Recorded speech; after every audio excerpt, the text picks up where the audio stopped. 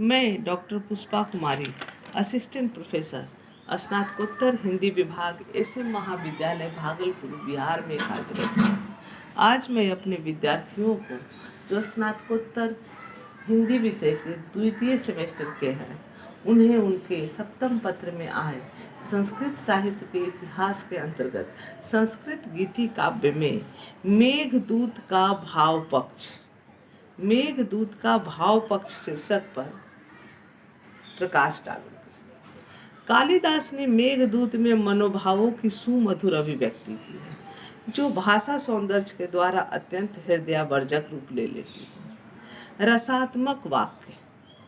रसात्मक वाक्य को काव्य मानकर कवि ने इस काव्य के प्रत्येक वाक्य को रस से पूर्ण बनाया है।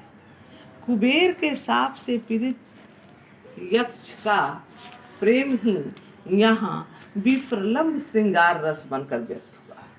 सहृदय पाठक इनकी पंक्तियों में आत्मचित्रण पाकर यक्ष की भावनाओं में बह जाते हैं।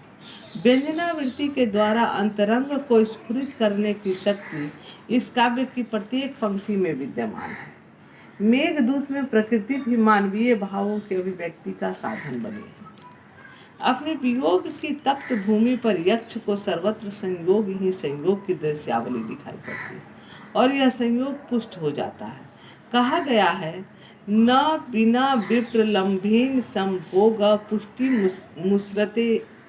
इसलिए जिस मेघ को यक्ष अपना संदेश पहुंचाने के लिए अलकापुरी भेजता है, उसे भी भावों से भर देता है। वह मेघ अपनी विद्युत रूप भार्या के साथ यत्र तत्र विलास करेगा, किंतु अपने काम पर भी ध्यान रखेगा, क्योंकि मित्र का काम उसे अवश्य करना है। भावों की मार्मिकता की दृष्टि से उत्तर मेघ महत्वपूर्ण है। उसमें यक्ष प्रिया की विरह दशा का ही नहीं, अपितु यक्ष की अपनी दशा का भी मार्मिक निरूपण है। यक्ष की अपनी दशा भी अत्यंत मार्मिक है। वियोग में वह रूठी हुई प्रियतमा का चित्र धातुओं के रंगों से शिला तल पर बनाकर अपने को उसके चरणों में गिराना चाहता है। इसी समय आंसुओं से उसकी दृष्टि लुप्त हो जाती है। आंखें भर जाने से वह चित्र में भी प्रिया का समागम नहीं पा सकता। विधाता कितना क्रूर है। कालिदास ने मेघदूत के लघु कलेवर में अनेक सुंदर तथा हृदयावर्जक वर्णन किए। उज्जैनी तथा अलकापुरी के रमणीय चित्र उनमें प्रमुख हैं।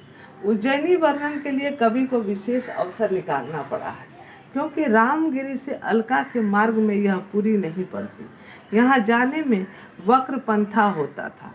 फिर भी इस पुरी की सांस्कृतिक महत्व की उपेक्षा कालिदास के लिए असह्य थी।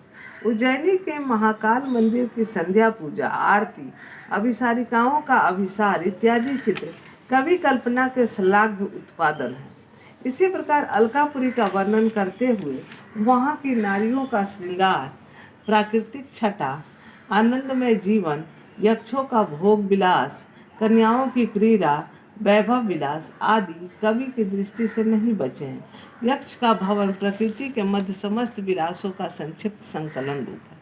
कालिदास ने पूर्व मेघ में मार्ग का निरूपण करते हुए सभी उपादानों का समुचित परिप्रेक्ष्य में चित्रण किया, जैसे नदियों, पर्वतों और तीर्थस्थानों का। निष्कर्ष, संक्षिप्त होने पर भी ये वर्णन मुक्तोचित स्पष्टता से संपन्न है।